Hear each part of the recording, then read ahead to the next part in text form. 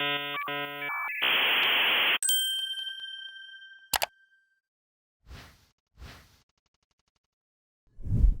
everyone, I'm Anna. Hi guys, I'm Roni. So Ronnie and I are from San Antonio, Texas, and we host a hackathon there called Rowdy Hacks.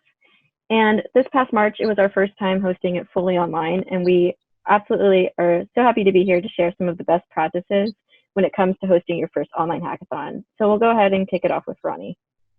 Howdy guys, so there are three main parts to hosting an online hackathon. The first step is going to be to prepare, the second is going to be to hack your hearts out, and then the third is going to be to finish strong. So the first step, preparing. The first thing you want to kind of decide is what hosting platform is right for your event. Is that Discord? Is that Slack? Is that a live website?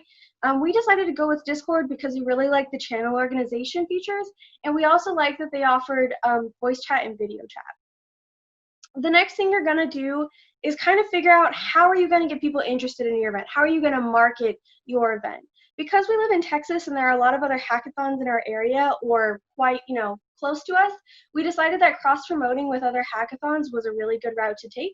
But you can also do other things like promote through social media, contact your past hackathon attendees, or even apply to be an MLH member event. The next thing you need to think about is your budget. Because you're not spending money on things you would traditionally do for an in-person hackathon like venue or catering, you can put more money into things like prizes, marketing, upgrades for your hosting or streaming platforms, and also don't forget to think about shipping costs for things like swag and prizes. So you've got kind of all your event outlined. You're going to start registering people for your event. Just make sure that you keep all of their data in a secure place. And then also, don't forget to ask for things like postal mailing addresses, again, for shipping things like prizes and swag.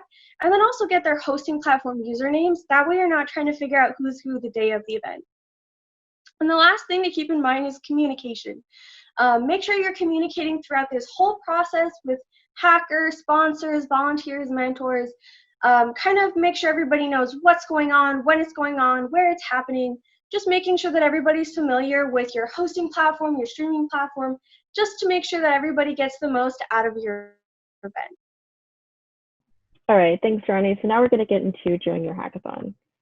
So for participation, for your really big sessions or ceremonies, we highly suggest you just stream these.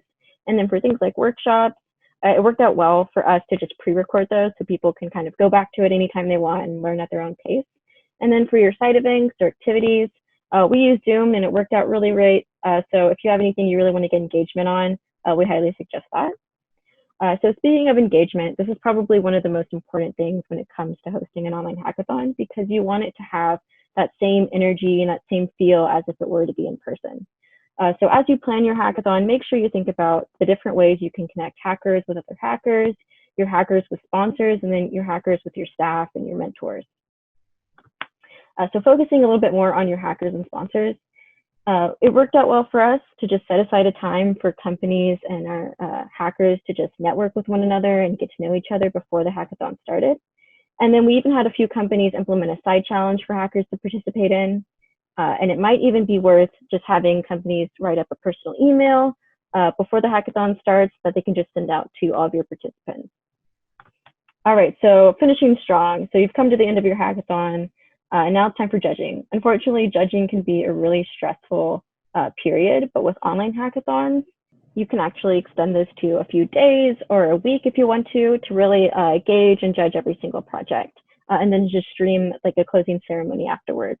And then it's also really important that you relay all of your hackers with how to submit their projects and then the kind of criteria they're going to be judged on. So I feel like something that's often forgot about is the kind of benefits you can get for hosting a digital hackathon. And that's like accessibility and participation. You can see people from all over the world because they can participate in your online hackathon. And then for things like cost, instead of spending it on like venue and catering, you can put out more prizes and more swag or things that you really want to promote. All right, so ending it off, here are a few resources we think would be helpful that we can share with you guys at the end as well. Like our workshops, our hackathon survival guide we gave to our hackers, and even like a map of our participants that we had. So that is all for our lightning talk. Thank you guys so much. If you have any questions at all, please feel free to reach out to us, and we'd love to share more about our experience hosting a digital hackathon. Thanks, guys.